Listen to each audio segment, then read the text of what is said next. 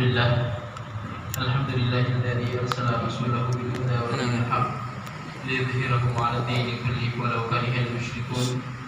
Allahumma shalli wa sallim ala nabiyyina wa habibina wa rasulina Muhammad wa ala alihi wa sahbihi wa sallam, amma ba'd. Allahumma 'allimna bima yanfa'una wa anfa'na bima 'allamtana warzuqna ilman ya karim.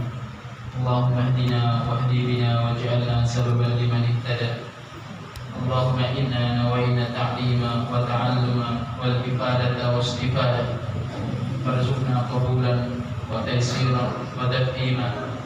Allahumma ighfir lana wa liwalidayna wa li jami'il muslimina wal muslimat minal ahya'i minhum wal amwat. Amin ya rabbal alamin.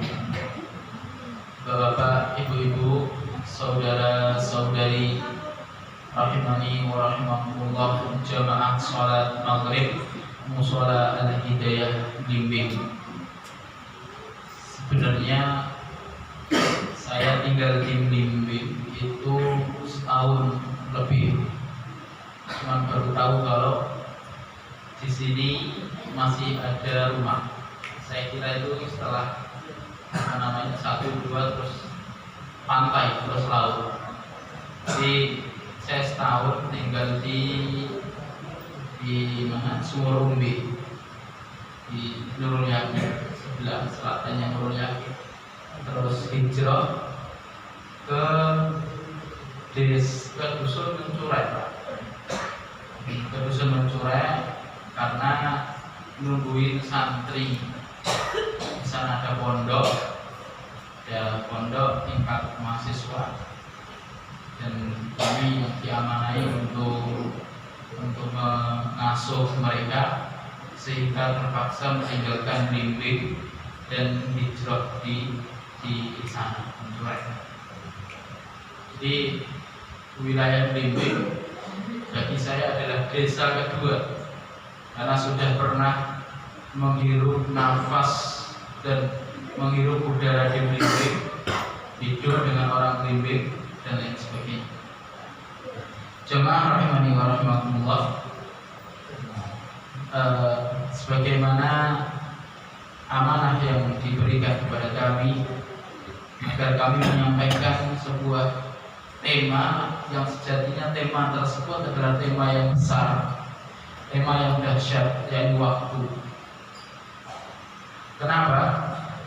Karena waktu, umur, usia itu adalah modal utama bagi kita. Waktu, usia, dan umur itu ibaratnya adalah modal utama bagi seorang yang ingin berdagang. Dan jujur saja Pak Bu, kita hidup di dunia ini, kita sedang menyelamatkan diri kita, kita sedang melakukan jual beli dengan Allah Subhanahu wa ta'ala. Allah Subhanahu wa ta'ala mengatakan dalam surat At-Taubah, innallaha ashtara minal mu'minina amwalahum wa anfusahum bi anna lahumul jannah. Sesungguhnya Allah Subhanahu wa ta'ala membeli dari orang-orang mukmin apanya? Amwalahum, harta mereka, wa anfusahum, jiwa-jiwa mereka. Apa balasannya? Bi anna lahumul jannah, bahwasanya mereka kelak akan mendapatkan surga, mereka kelak akan mendapatkan jannah Allah Subhanahu wa ta'ala. Nah, perniagaan kita tersebut modal utamanya adalah waktu, kehidupan kita di dunia ini. Karena kalau kita hidup di alam dunia ini tidak bisa mengelola modal tersebut, maka akan bangkrut.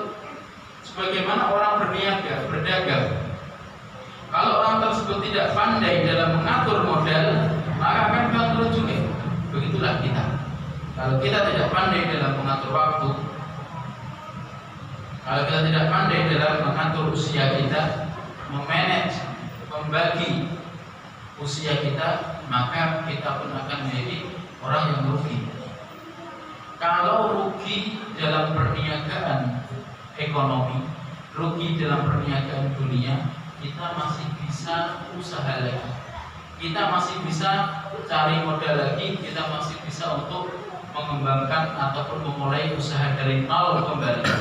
Akan tetapi kalau perniagaan hidup kita ini, kalau dalam kehidupan kita ini kita rugi di mata Allah Subhanahu wa taala, kita sudah tidak bisa mereply, kita tidak bisa mengulangi kehidupan kita lagi. Orang-orang yang ada di dalam kubur, mereka sudah tidak bisa lagi kembali ke dunia. Justru kalau orang-orang yang ada di dalam kubur tersebut bangkit dan kembali ke dunia lagi, jenengan akan ketakutan. Kita akan ketakutan. Jemaah rahimani wa rahimakumullah. Manusia itu mempunyai beberapa fase kehidupan dalam perjalanan hidupnya. Yang pertama adalah fase roh. Jadi dulu kita pernah dikumpulkan oleh Allah saat kita menjadi roh. Kemudian fase selanjutnya adalah fase janin. Fase di mana kita hidup di dalam perut ibu kita. Dan manusia, mayoritas manusia semuanya pernah hidup di dalam janin ibunya, kecuali 2 orang. Semua manusia itu lahir dari rahim ibu, kecuali 2 orang. Yang pertama adalah Adam, yang kedua adalah Hawa. Selain mereka, semuanya pernah hidup di rahim orang tuanya. Nah, kecuali khurafat kayak Kerasakti, Sumbawa, nah itu beda lagi, Pak. Itu khurafat, itu main-main kalian seperti itu. Tapi dalam realita kita semuanya hidup di rahim ibu kita. Ketika kita berusia 120 hari, 30, 40 ketiga, yakni 120 hari, Allah Subhanahu wa taala mengirimkan malaikatnya untuk meniupkan roh pada janin. Kenapa bahasanya meniup? Ya, karena rohnya sudah ada sebelumnya. Roh sudah ada, tinggal diambil dan ditiupkan ke dalam tubuh yang ada pada janin tersebut. Membesar, kemudian menjadi bayi, lahir menjadi bayi. Ketika dilahirkan, disinilah kita masuk pada fase ketiga, dan inilah ujian sejati. Pada fase ketiga ini adalah ujian sejati. Kalau kita bisa melewati fase ketiga ini dengan baik, maka pada fase-fase selanjutnya kita akan menjadi orang yang beruntung.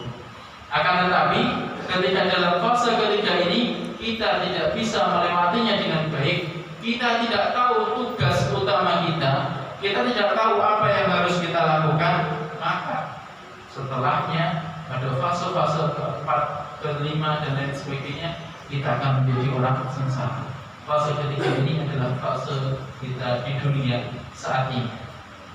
Jemaah, posisi kita saat ini adalah posisi yang diidam-idamkan oleh para mayit yang ada di kuburan. Kenapa? Karena mayit tersebut, kalau memang orangnya baik, mereka akan menyesal. Kenapa dulu saya tidak memaksimalkan kebaikan ketika masih di dunia? Namun ketika orang tersebut buruk, maka mereka pun lebih menyesal lagi. Kenapa saya tidak berbuat baik di dunia? Dan hanya sekedar sesal, hanya sekedar harapan, tidak mungkin bisa kembali dan juga tidak mungkin bisa melakukan amal kebaikan. Bahkan hanya saat sujud pun mereka tidak bisa.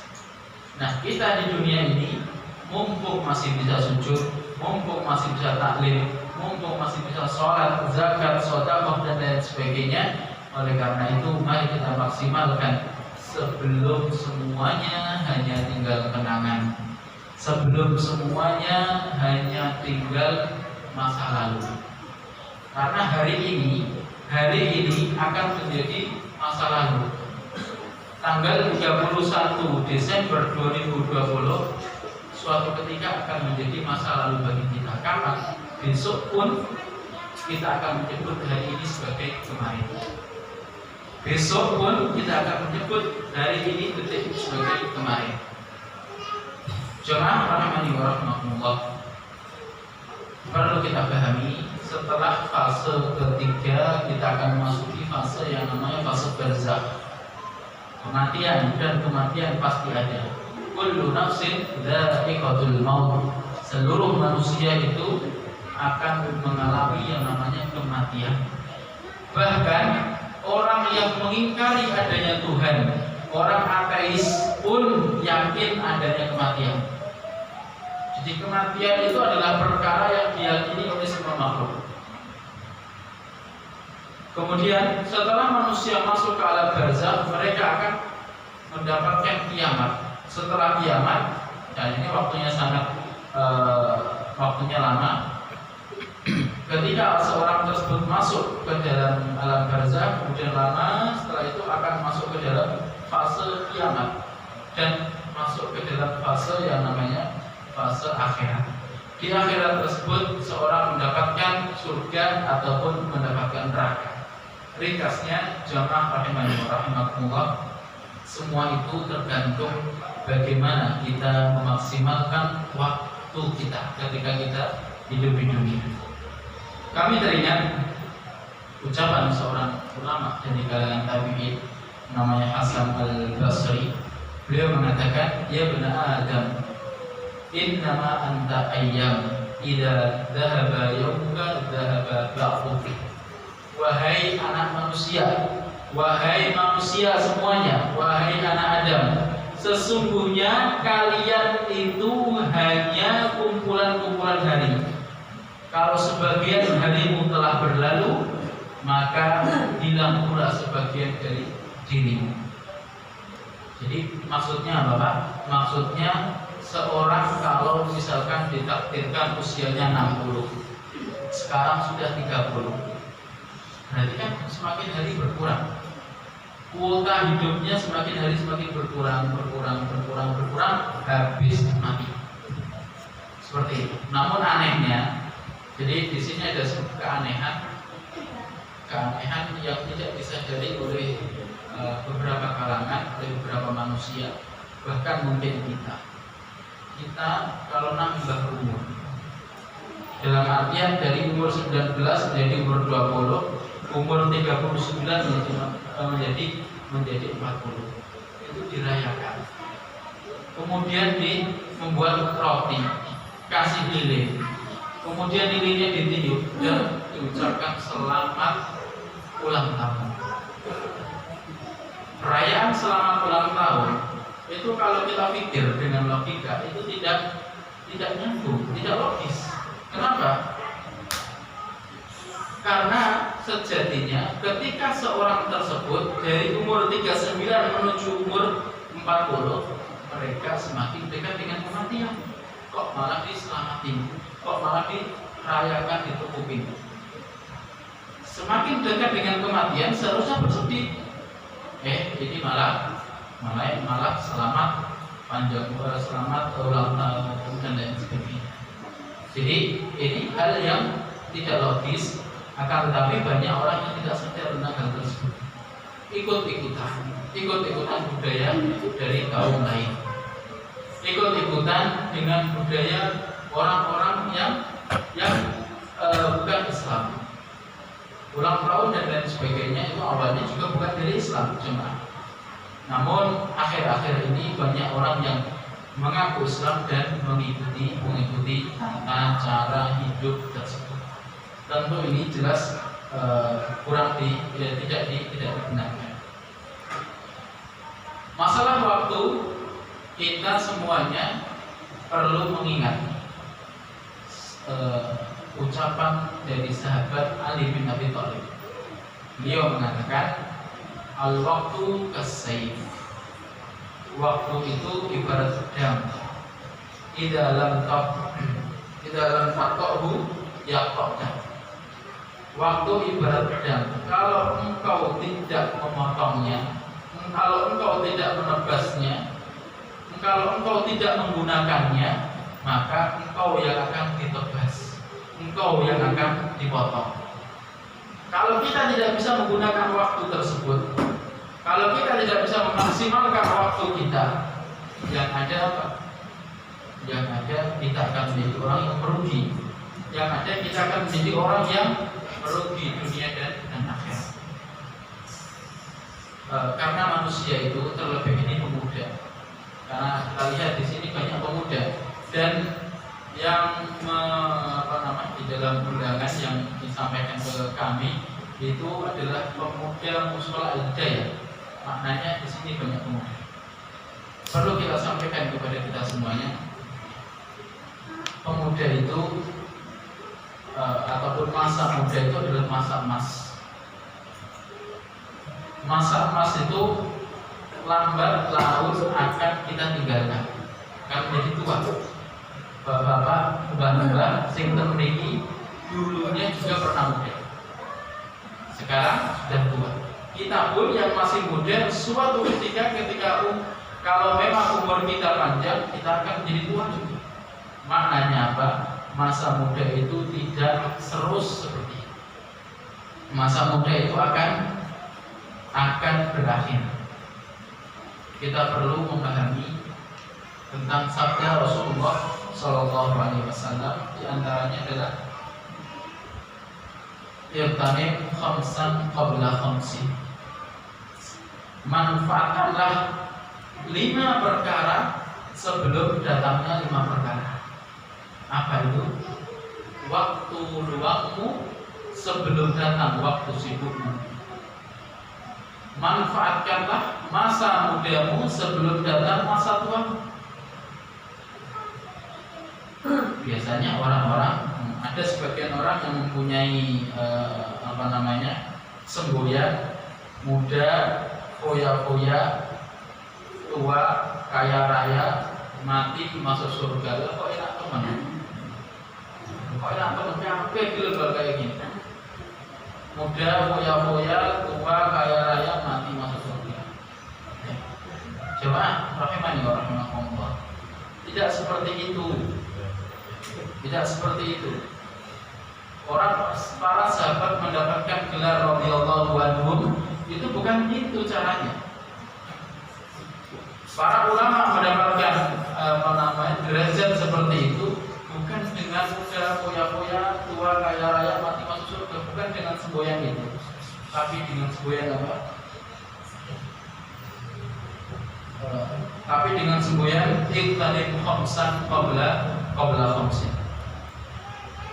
Manfaatkanlah 5 perkara sebelum datangnya 5 perkara.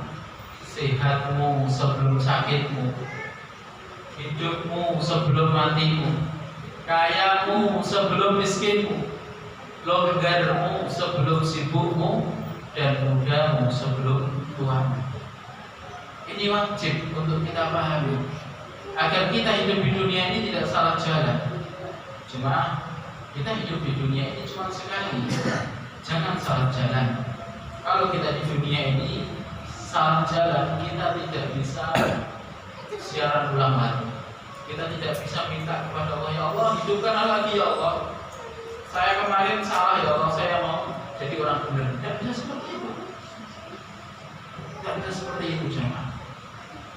Nah, kita kalau kita lihat terlebih ini masa-masa sekarang, masa-masa saat ini adalah masa-masa yang penuh dengan fitnah, masa-masa yang penuh dengan godaan, masa-masa di mana orang tidak sadar akan waktu mereka biarkan seperti itu saja berlalu tanpa makna. Padahal Rasulullah kalau tidak salah pernah bersabda yang artinya ataupun yang maksudnya, barang siapa yang hari ini sama dengan hari kemarin, maka dia adalah orang yang rugi. Kalau hari ini lebih buruk daripada hari kemarin, itu orang yang rugi sekali. Dan orang yang beruntung itu siapa? Orang beruntung adalah yang hari ini lebih baik dari hari kemarin. Karena muslim itu seharusnya semakin hari naik imannya, naik amalnya, bukan standar apalagi turun. Tidak. Seharusnya semakin hari semakin naik. Semakin tua semakin sadar, semakin tua semakin giat. Seperti itu. Namun karena banyaknya godaan, banyaknya fitnah, banyaknya hal-hal yang menjadikan kita tidak sadar akan tugas kita, akhirnya apa? Akhirnya banyak kita lihat manusia tidak bisa memanfaatkan waktu. Berapa banyak pemuda waktu sholat masih enak-enak di tengah jalan. Waktu sholat tidak sadar kalau itu adalah waktu sholat. Dan biasanya Mbak, Ibu sekalian, man syabba ala syai' syabba alaihi. Barang siapa yang membiasakan sesuatu ketika mudanya, maka ketika tuanya pun dia akan seperti itu. Wa man syabba ala syai' mata alaihi. Dan barang siapa yang masa tuanya membiasakan suatu hal, maka dia akan mati dalam keadaan seperti itu pula. Barang siapa yang masa mudanya itu rajin ke masjid, sholat, iktikaf, senang untuk taklim dan lain sebagainya, belajar sedekah, maka kemungkinan besar hal itu akan berlanjut sampai tua. Dan barang siapa yang masa tuanya itu senang melakukan hal-hal tersebut, sedekah, zakat, infak, sholat ke masjid, bersosial dengan baik dan lain sebagainya, ibadah-ibadah yang lain, maka sangat besar kemungkinan dia akan mati dalam keadaan tersebut. Kita banyak saksikan orang mati dalam keadaan sujud, orang mati dalam keadaan membaca Al-Quran dan lain sebagainya. Sebaliknya, kalau ternyata masa muda kita ini kita dihabiskan dengan hura-hura, maka tuanya pun akan seperti itu. Nah sekarang ini banyak orang tua tapi masih kecil. Orang tua tapi jiwanya kecil. Orang tua masih main layang-layang. Orang tua masih goda-godakan main game. Ini banyak Pak, orang-orang tua, mbak-mbak yang sudah punya cucu itu bawa HP seperti ini. HP kalau kayak gini masih aman Pak, tapi kalau sudah seperti ini sambil nonton kayak gini Pak, itu banyak, bukan cuma mudanya aja. Ternyata banyak bapak-bapak, mbah-mbah itu, alhamdulillah kayaknya di daerah sini tidak ada lain insya. Tapi daerah-daerah lain itu banyak.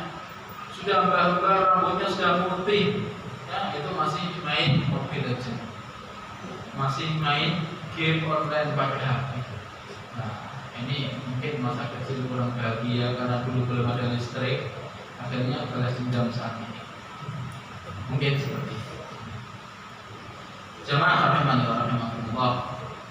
Sekali lagi kami menghimbau, mengingatkan untuk diri kami pribadi dan juga ikhwah sekalian, jamaah, bapak, ibu, saudara-saudari sekalian, bahwasanya kita hidup di dunia ini tidak lama, jarang di antara manusia zaman sekarang yang hidupnya 80 ke atas itu jarang sekali. Biasanya 50, 60 sudah panen, 70, sampai 80, 90, 100 itu sudah jarang sekali. Maknanya apa?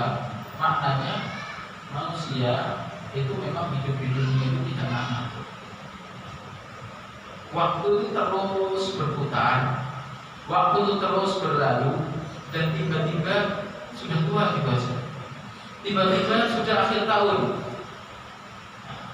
Nampaknya 2020 ini baru kita lewati Januari, Februari, terus pandemi, Desember, terus akhir tahun. Kayaknya hanya beberapa bulan yang lalu kita baru masuk Januari, sekarang kita sudah akhir Desember. Nah, makanya apa? Sebelum nanti poin kedua kita akan bahas tentang tahun baru dan lain sebagainya, karena saya yakin panitia mengadakan kajian di tanggal ini juga ada maksud tersebut. Ini belum saya prasangka. Maka nanti akan kita beri waktu porsi khusus untuk membahas masalah tahun baru. Kita sekarang akan membahas tentang itu tadi, bagaimana kita menyadari waktu tentang berharganya waktu. Jemaah rahimahumullah. Sekali lagi, kita hidup di dunia ini tidak lama dan pasti kita semuanya akan meninggal, itu sudah pasti. Tidak ada di antara kita yang hidup kekal abadi selama-lamanya di dunia. Tidak ada. Dan justru kematian itu bisa kita lihat sebagai nikmat. Justru sebuah kematian bisa kita lihat sebagai nikmat. Dari mana cara pandangnya? Cara pandangnya seperti ini. Yang pertama, coba kalau ternyata orang dunia ini tidak ada yang mati, gak usah lama-lama lah, 20 tahun aja gak ada yang mati, atau 10 tahun aja gak ada yang mati. Kira-kira kontrakan itu semakin naik enggak? Semakin naik, semakin sesek, ya, mau kemana-mana sesek dan lain sebagainya. Nah, karena di antara rahmat Allah Subhanahu Wa Taala terhadap makhluknya, maka Allah mengambil orang-orang yang memang sudah datang ajalnya. Biar apa? Biar tempat tersebut ditempati oleh generasi selanjutnya. Ya kok sampai 10 tahun satu pun orang bimbing gak ada yang meninggal, masya Allah. Alangkah seseknya ini. Mau cari kontrakan sudah sesak semuanya dan lain sebagainya. Jalan-jalan semakin maju, apalagi kalau pasar bimbing di pagi hari, masya Allah. Sudah banyak yang meninggal saja masih penuh. Bayangkan kalau 10 tahun gak ada yang meninggal. Jadi di antara rahmat Allah kepada makhluk ini adanya kematian tersebut. Begitu juga jemaah. Kalau kita lihat, misalkan ada seseorang yang umur 90 tahun masih hidup, kira-kira bagaimana rasanya? Teman-temannya sudah pada meninggal, anak-anaknya sudah pada tua, ngomong sama cucunya nggak nyambung, yang mbahnya ngomong masalah kemerdekaan, masalah ini, cucunya nggak nyambung. Cucunya sudah pakai bahasa yang modern, mbahnya sudah nggak nyambung, sudah nggak asik hidup.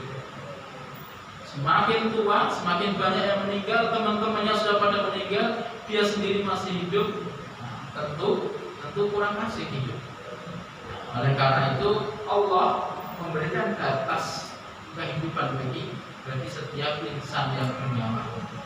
Oleh karena itu, kalau kita sudah paham bahwasanya ada awal juga ada akhir, ada kelahiran, ada kematian, maka kita wajib untuk paham bagaimana memanage waktu, bagaimana mengatur waktu, bagaimana menggunakan waktu agar waktu tersebut bisa bermanfaat bagi kita. Agar modal yang namanya waktu dan usia tersebut bisa kita ambil keuntungannya, bisa kita ambil labanya di akhirat kelak. Ini penting sekali untuk kita pahami agar kita tidak salah dalam menyikapi tentang waktu. Kalau kita lihat bagaimana Allah Subhanahu Wa Taala itu memperhatikan tentang waktu ini, kita akan lihat dahsyat sekali. Allah jelas-jelas berfirman, wal asr, dan demi waktu asar, atau dalam tafsir lain dan demi waktu, demi masa. Allah Pak, kalau bersumpah dengan sesuatu itu tidak mungkin, sesuatu yang remeh tidak mungkin. Pasti Allah, sumpah yang digunakan Allah ataupun objek yang dijadikan sumpah oleh Allah itu adalah objek-objek yang agung. Wal asr, dan demi waktu. Allah bersumpah dengan nama waktu. Maknanya apa? Berarti waktu itu penting. Innal insana lafi khusr. Sesungguhnya manusia seluruhnya itu berada di dalam kerugian. Illal ladzina amanu, kecuali orang-orang yang beriman, wa amilus shalihat, dan orang-orang yang beramal kebaikan, wa tawassaw bil haq, dan mereka saling menasihati, saling berwasiat tentang kebenaran, wa tawassaw bis sabr, dan mereka saling menasihati, saling berwasiat dalam kesabaran. Di dalam ayat lain kita lihat Allah bersumpah dengan waktu duha, wadduha. Dalam ayat lain Allah mengatakan wadduha wal laili idza saja, wal laili idza saja. Bagaimana Allah bersumpah dengan waktu lail, duha, lail itu malam, duha waktu duha, wal asr waktu syarat umum. Ini menandakan apa? Menandakan bagaimana pentingnya waktu dalam kehidupan kita. Orang kalau kita pengen lihat bagaimana berharganya waktu, bahkan semenit saja. Mungkin di antara jenengan ada yang pernah ke bandara hampir telat. Ke bandara, tiket pesawat jam 3, kita jam 2.45 masih di jalan tol misalnya. Bagaimana decak jantung kita? Bagaimana kita berharap ada tambahan waktu lagi? Itu baru di dunia kita merasakannya. Belum lagi nanti di akhirat. Belum lagi nanti kita di akhirat. Kalau ahli bisnismen, mereka mempunyai semboyan the time is money. Waktu adalah uang. Orang yang bisnis, pembisnis yang punya manajemen waktu yang baik, mereka mempunyai semboyan setiap detik harus menghasilkan uang. Para pelajar yang benar-benar pelajar mempunyai semboyan setiap detik harus mendapatkan ilmu baru. Orang yang tahu apa tugasnya di dunia, apa tujuannya hidup di dunia, mereka mempunyai semboyan setiap detik harus mendapatkan ridho Allah. Tapi kalau orang yang tidak tahu alur hidup, tidak tahu apa tujuan hidup di dunia, ya wes biasa-biasa aja. Malam berganti siang, siang berganti malam, malam berganti siang lagi, terus kayak gitu aja. Makan, minum, tidur, makan, minum, tidur, mati. Seperti itu. Kalau kita lihat mayoritas manusia seperti itu, Pak. Kalau kita lihat seperti itu, ketika masih SMA, masya Allah, ya, foya-foya, naik motornya, masya Allah. Kemudian nanti lulus kuliah kerja, nikah, punya anak, kerja, mati. Belum sempat nikmatin hartanya, mati duluan. Akhirnya istrinya nikah lagi, rumahnya dipakai oleh istrinya dan suami barunya. Alangkah ruginya, sing marah sopo, sing nikmatin siapa. Dan banyak seperti itu. Oleh karena itu kita wajib tahu apa sih tujuan kita hidup di dunia ini, agar kita sadar tentang pentingnya waktu.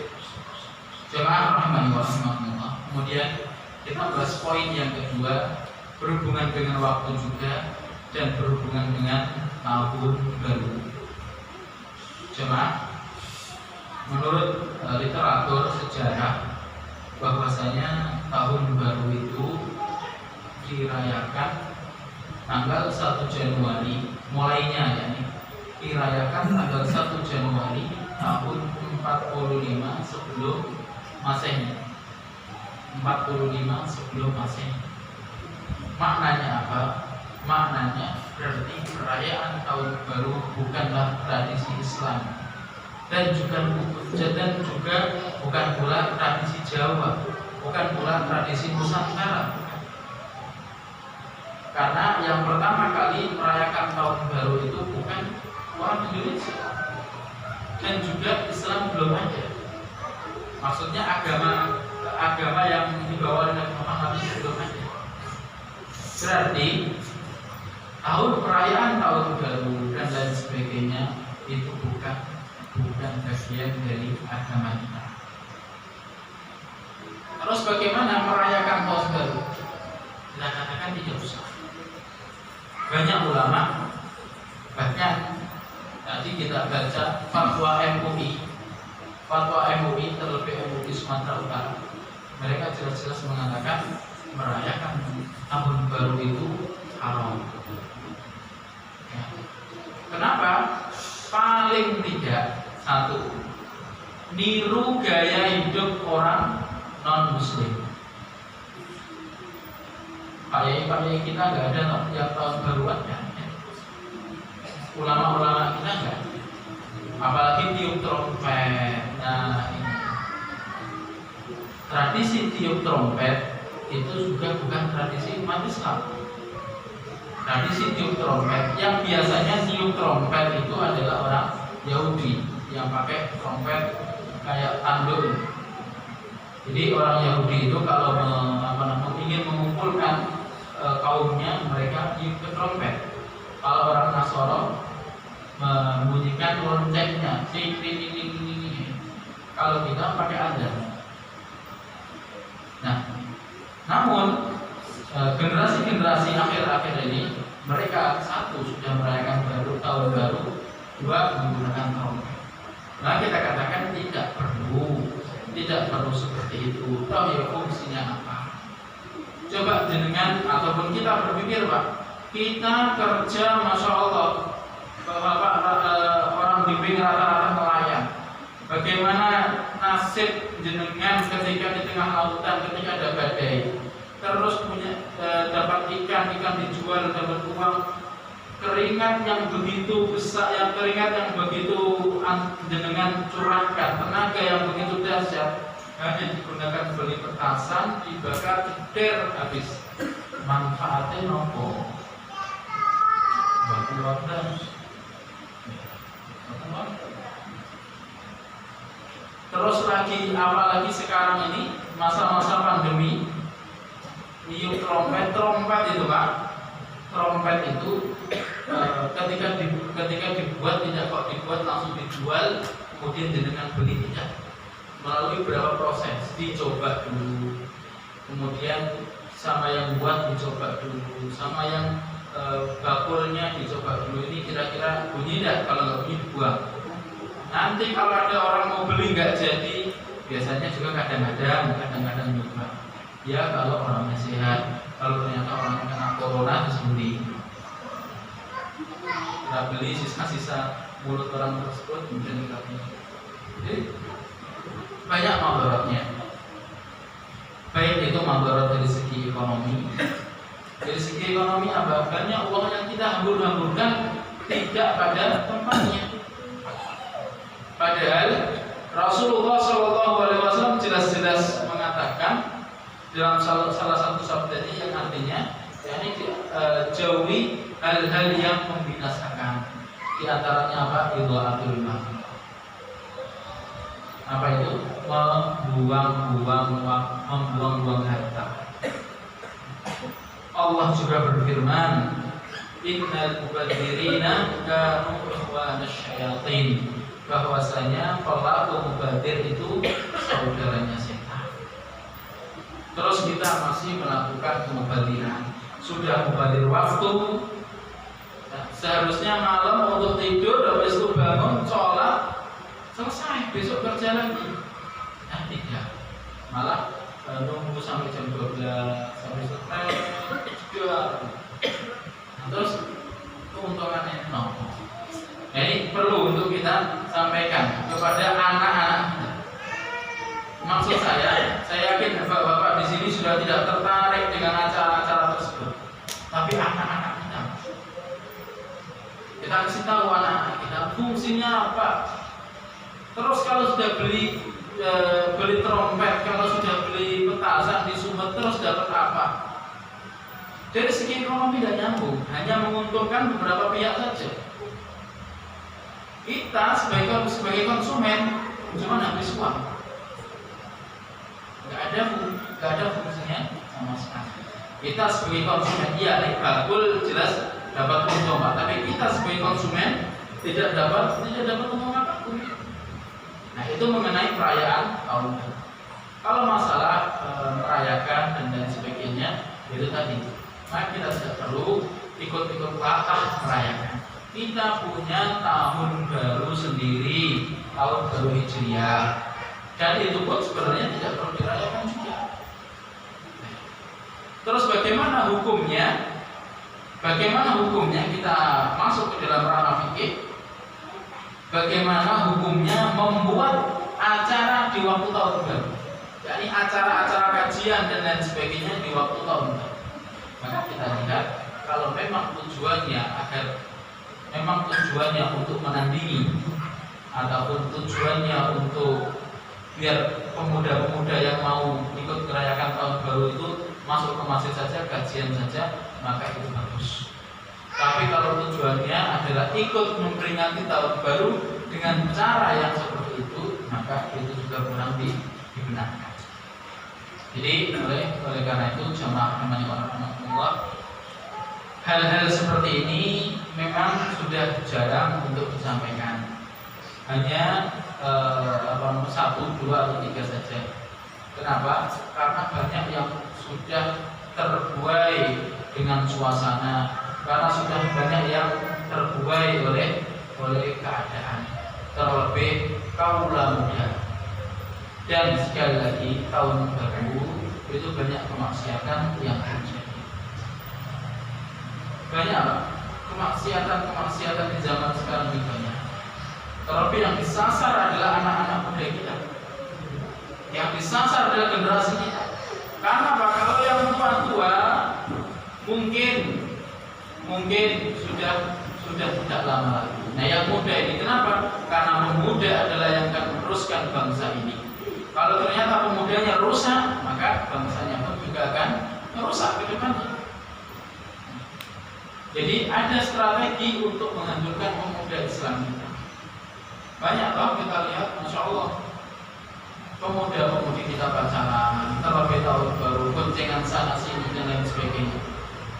Dan terkadang kita berpikir, itu si perempuan ini punya orang tua tidak? Kok boleh jam segitu dibonceng laki-laki yang bukan saudaranya, bukan suaminya, dibonceng sana sini. Kok hatinya merasa aman gitu? Ini penting untuk kita pahami, penting untuk kita tahu. Belum lagi nanti tanggal 12 Februari ada acara lagi Valentine. Yang mungkin bahkan memiliki Valentine itu apa? Tapi anak-anak muda sekarang, bahkan di desa kita, di wilayah sekitar kita sudah banyak yang menggunakan istilah-istilah tersebut, tukaran coklat dan lain sebagainya. Ini wajib untuk kita pahami sebagai orang tua. Kita harus melek terhadap keadaan. Jangan sampai kita ini dibohongi anak kita. Pak mau ikut kajian remaja masjid, izinnya jam 11 malam. Jadi kajian apa jam segitu? Nah ternyata ternyata sudah janjian di pojok sana sama pacarnya. Nanti boncengan sampai sana. Dan setan itu menggoda. Satu titik kemaksiatan yang kita lakukan akan berujung pada kemaksiatan yang lain.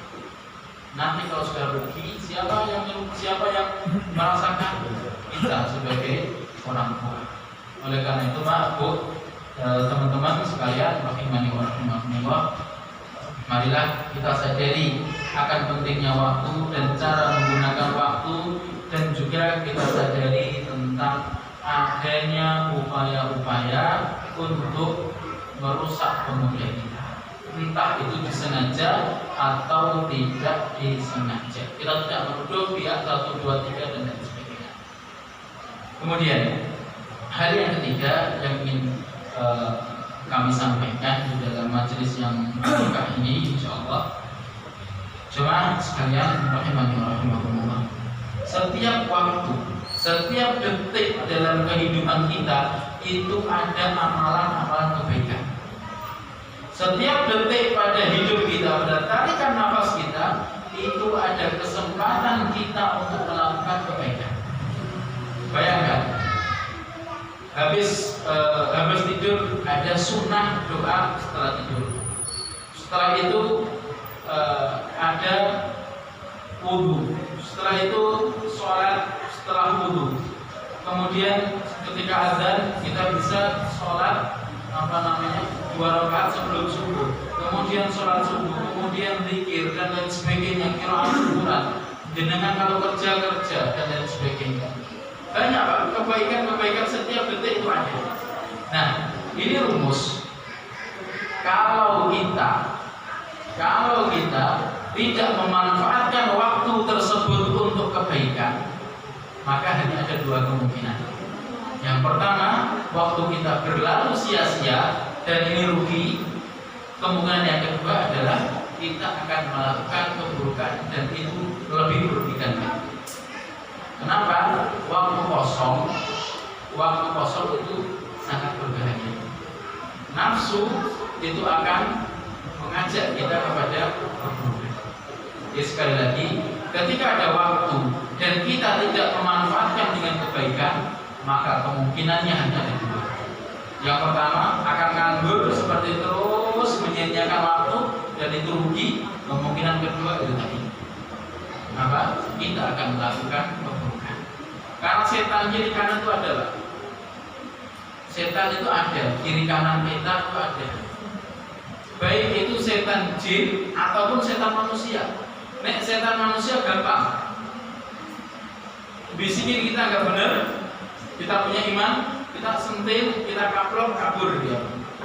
Tapi kalau setan jin, kalau setan pasukannya iblis, nah ini makanya kita disyariatkan untuk ta'awud, a'udzubillahi minasyaitonir rajim. Setiap waktu, setiap hembusan nafas kita itu ada yang membisiki kita. Jemaah, kita hidup di dunia ini berapa tahun? Paling di sini yang paling tua mungkin 70 tahun. Iblis dan bala tentaranya itu sudah hidup berapa tahun? Ribuan tahun. Oleh karena itu mereka lebih pengalaman bagaimana goda manusia.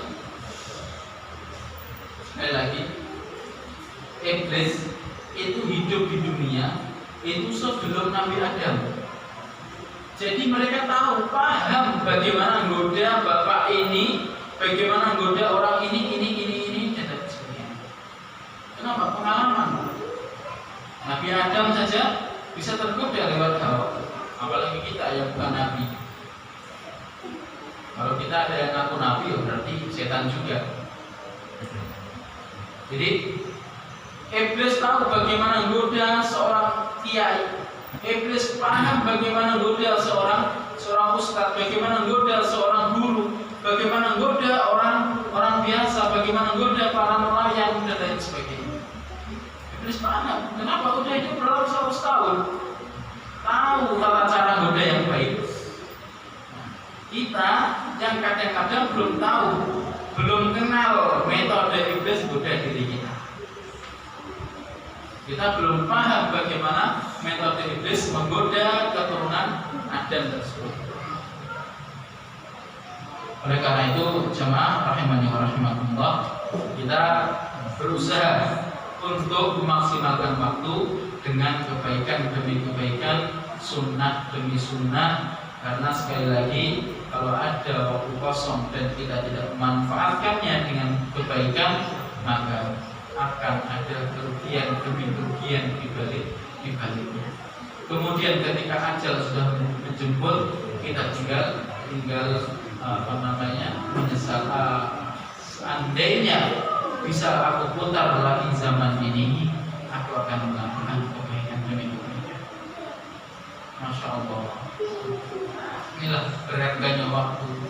Seorang muslim yang baik adalah dia yang tahu bagaimana bermuamalah, bagaimana mengatur waktu mereka. Karena kita hidup di dunia ini tidak kok nganggur untuk makan, tidur, nikah, kerja, tidak hanya itu tok. Bahkan ada satu hal yang memang menjadi tujuan kehidupan kita, apa? Ibadah. Wa ma khalaqul jinna wal insa illa liya'budun. Allah tidak menciptakan jin dan tidak menciptakan manusia kecuali untuk ibadah. Baik ibadah yang bentuknya ibadah fardu, baik yang ibadah bentuknya ibadah sunnah, baik yang ibadah yang aslinya bukan ibadah kemudian kita niatkan sebagai ibadah. Contohnya apa? Kerja, makan itu tidak ibadah Pak. Tapi kalau kita niatkan kita makan dengan tujuan agar uang dan agar bisa sholat dengan baik, maka akan berubah bernilai ibadah. Kerja juga seperti itu. Kalau kita hanya sekedar kerja, makanya segitu aja, dapat uang alhamdulillah rezeki. Tapi kalau kita niatkan dengan kerja kita, dengan nelayan, dengan ke TPI, itu dengan niatkan agar saya tidak meminta-minta kepada manusia, agar saya bisa berinfak, sedekah dan lain sebagainya, maka kerja jenengan yang asalnya bukan ibadah berubah bernilai ibadah. Ini yang pentingnya kita manage hati kita. Selain kita harus manage waktu kita, mengatur waktu kita, kita juga harus manage, mengatur, membagi ataupun mengatur niat dan mengatur hati kita. Karena sejatinya semuanya itu bermuara dari hati, Pak.